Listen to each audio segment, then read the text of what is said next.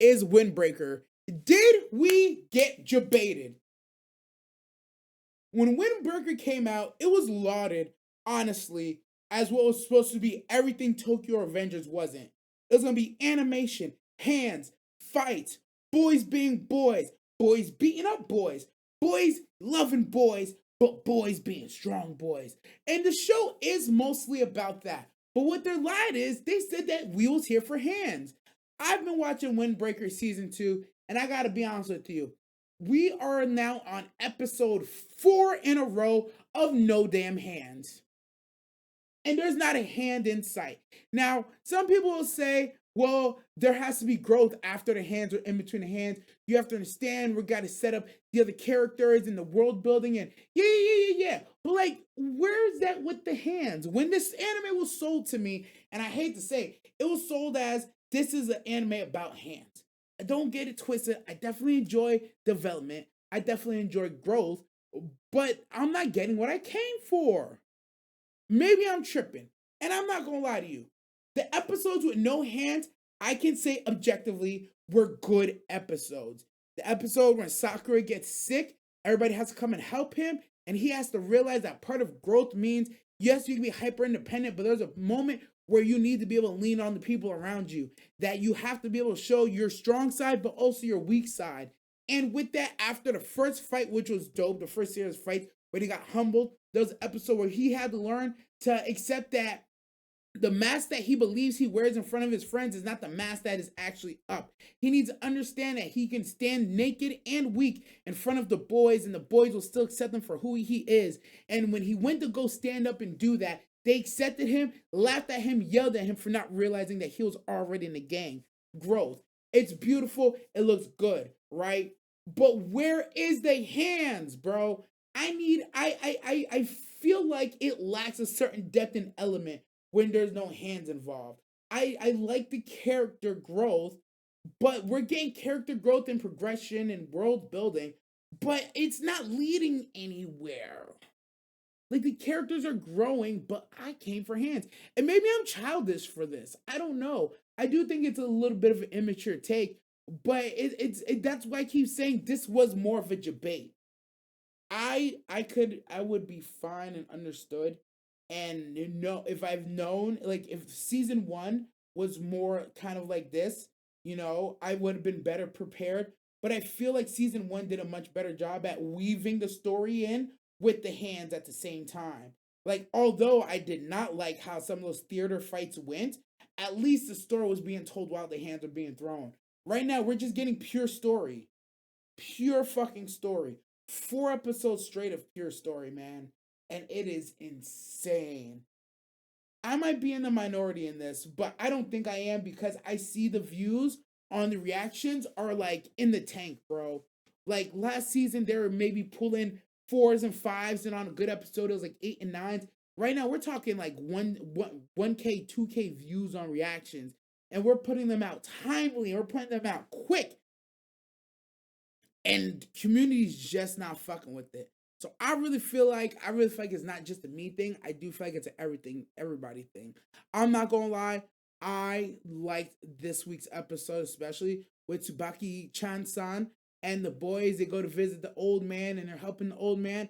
I actually thoroughly enjoyed the episode. It was a well told story, and I think part of what angers me about what's going on with Windbreakers is I already know that this is a well told story.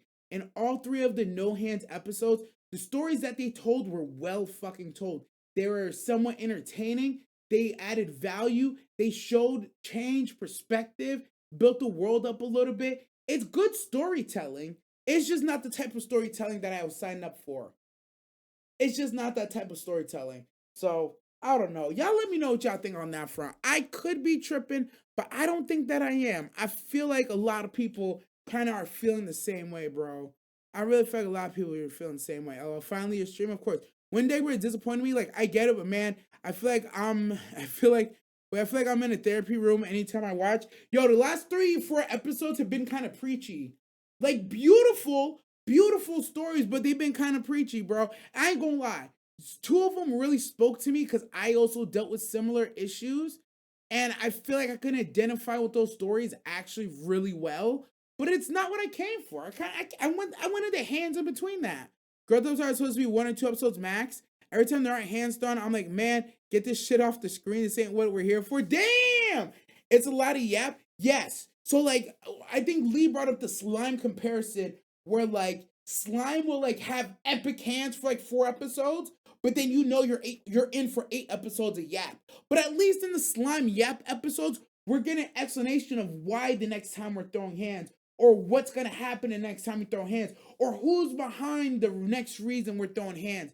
I feel like Windbreaker is not doing that. We're just growing characters, and then hands are just gonna come out of nowhere, and it's gonna feel like directionless hands, bro. It's gonna feel like directionless hands, bro. I don't know. I don't know. Finding out the Villain Saga is more about the girl instead of violence. Season 2 is why I decided to drop it inside that Season 2 is trash. No, I disagree with that. Because at least Vinland Saga, yes, although the hands went down drastically, every 2 to 3 episodes, there was massive. I don't want to say it like this, and I sound like a dick saying it like this. But every couple episodes, there was like mass violence. There was something that gripped you. You knew everything was leading somewhere, but also the philosophical push and pull in the dialogue in Vinland Saga was way more sophisticated than the dialogue and the philosophical push and pull in Windbreakers. I feel like Windbreaker. You know what it really is. It's because Windbreaker is very much like a shonen coming up with age, like issues that I've already learned and dealt with in the past. So like seeing these boys overcome this is like, oh, that's cool. I remember when I did that, but it's not making me question myself. It's not pushing me one way or another. It's not invoking this emotion out of me that's like, man, oh, this is crazy. You know, it just brings up memories, and I talk about the memory. Vinland Saga would have me sitting there questioning which side of the debate am I on? Do we enact violence here? Do we choose peace? We know that violence begets more violence, but sometimes somebody has to choose a way of peace to stop the violence. But how do you do that when you're still alive? A lot of times, for the peace to happen, somebody has to die. But Thorfinn came along and showed us a way, a perfect balance of you can both be violent but peacefully violent. And see, don't even get me started on Vinland, nigga. Don't you ever in your mouth in your life try to put Vinland next to Windbreakers, bro. It's not just a valid that. Yeah, no. You're invalid for that. I'm not gonna lie. I'm invalidating all your feelings for Vinland Saga Season 2. You're tripping on that one, Brother Vex. I'm gonna tell you right now, you're wrong. Dropped Windbreaker after the tourney arc? Bruh. Oh, yeah, it's not a bad drop. Yo, what's going on, V-Tech? What's happening, my boy? Hey, I appreciate that gift, my man. Vex, like, W gifted. Holy, we need, like, when I'm started talking after a lot of hands. Facts, not 3 or 4. Facts, bro. Look, I can even handle 2. I can even handle 2 episodes of talking. We're like on episode 4 of talking with Windbreaker, bro. We're on episode 4 of the talk. I'm like, oh my God. Oh. And then the worst part is, you know what the worst part is? We already know who the next set of villains are. We know there's somebody behind Keel who's just waiting to emerge. So like these talking episodes are literally just boys bonding, and I'm okay with that because I'm sure that bond is gonna come up later and it's gonna matter later. But right now, you gotta find out to mix in some hands with this shit, bro. You really got to. Thorfinn went full pacifist, and that's okay. He was the most thuggin' pacifist you could ever imagine, though. Like he was such a pacifist. He was such a pacifist that it was a thuggin' pacifist. You know what I mean? You know when they talk about a samurai in a flower shop? He was literally that, but a better version. I don't know. The handless episodes are supposed to lead up to reason for hands, not just be handless to be handless. Yo, that I can agree with. That I can agree with 100%, because that's my sentiment. That's my sentiment. We already know who the bad guys coming up are. The bad guys behind Keel. We already know this. So we're just getting a bunch of character growth, which is going to be good in the long run. But I don't see how it's serving our purpose right now.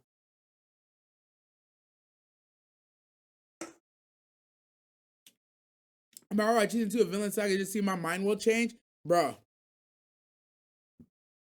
If your mind doesn't change, hey, skill issue. It is what it is. Season 2 of Vinland Saga, chef kiss.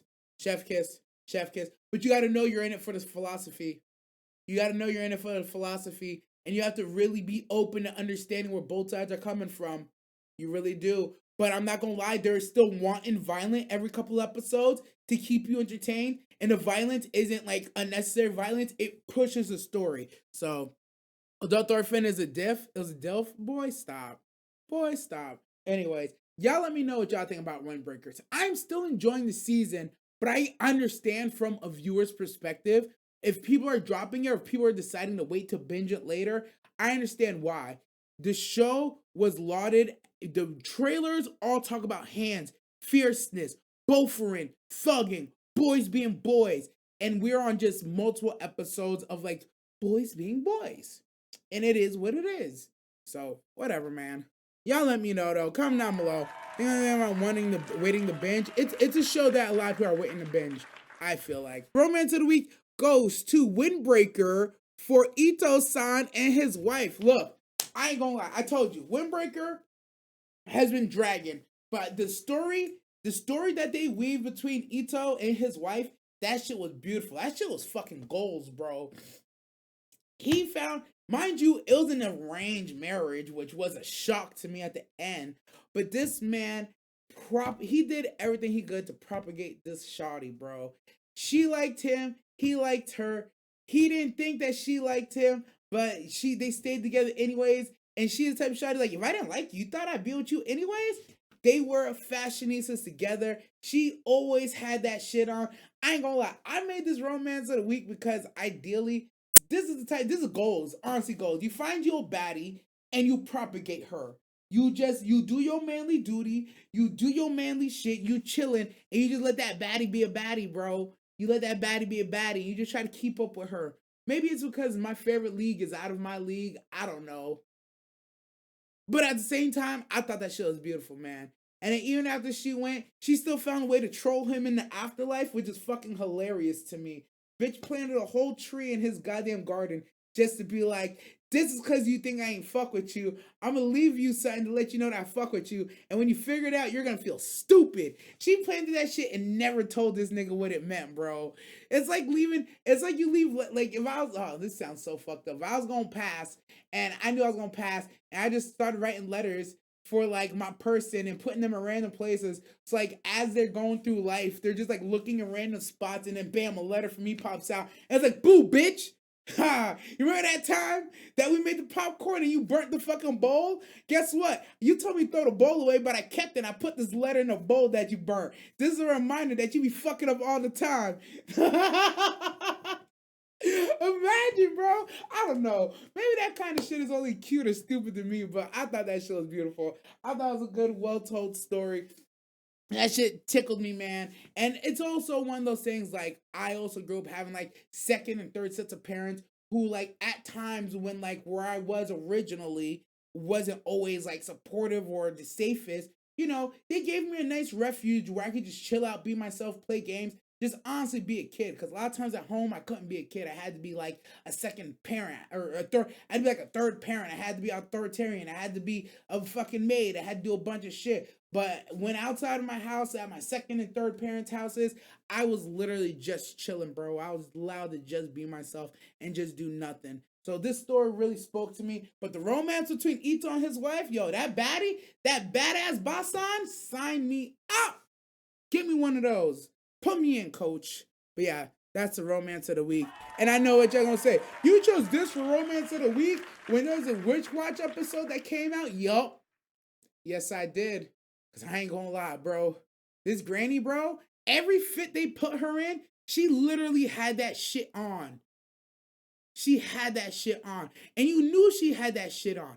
I don't know how, as an animator or how, as an artist, you decide to draw fit on a character when you just know that fit's fucking immaculate. Bro, every fit they put her in was fucking chef kiss. I'm not even fashionista. Like, I'm alright at fashion. I do okay for myself. I'm probably elementary, like a 5th grade level fashionista if we're looking at like through a graduate program, right? Maybe like 7th grade fashionista. I'm very low on the totem pole, but better than most of y'all niggas if I'm being real, right? Some of y'all niggas in pre-K still matching dark, still matching light, putting on all light colors. You gotta throw in a dark there somewhere. You need the contrast. Anyways, today's not a fashion lesson. Today's not a fashion lesson. Ito-san and his wife, she always had that shit on, bro. She had that shit on. There ain't even waifus in this season. It's utterly atrocious. Dead. I watched RRR for the first 2 days ago. It's absolute peak cinema. You mean the Indian movie RRR? It's actually wow. Spring 25 marked for disappointment. Yikes. Can Boy Girl Relationship Last is so ass right now. I've heard that one is pure rage bait. I like rage bait at times, but it depends on the kind of rage bait. If we're talking like domestic girlfriend rage bait, yeah, sign me up, bro. We're talking scum's wish rage bait, yeah, sign me up. We're talking like too many losing heroines rage bait, ah ah. You're goddamn right, Dad. Rion hard carrying. I don't hate Hamari, but it's getting sus. Hamari's pissing me off. Oh, they on, they on. But anyways, that's romance of the week. Shout out to Windbreaker. Shout out to Ito-san. Shout out to Bachan. She bad.